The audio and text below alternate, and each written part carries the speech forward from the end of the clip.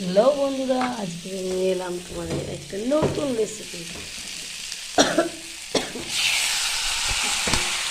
লোটে মাছের তরকারি, মানে ঝাল চচ্চড়ি কী করে করছি দেখো বন্ধুরা।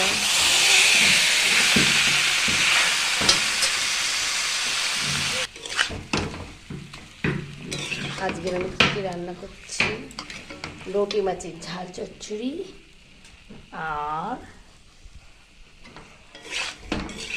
আর রান্না করছি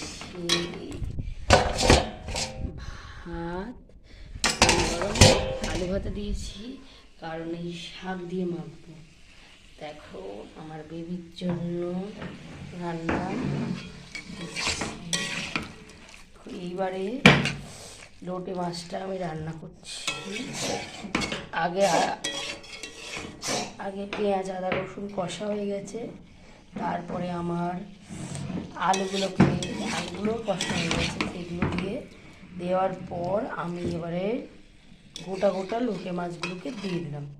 গোটা গোটা লোটে মাছগুলোকে দেখো বন্ধুরা, বড়ো বড়ো লোটে মাছ সাইজ দেখো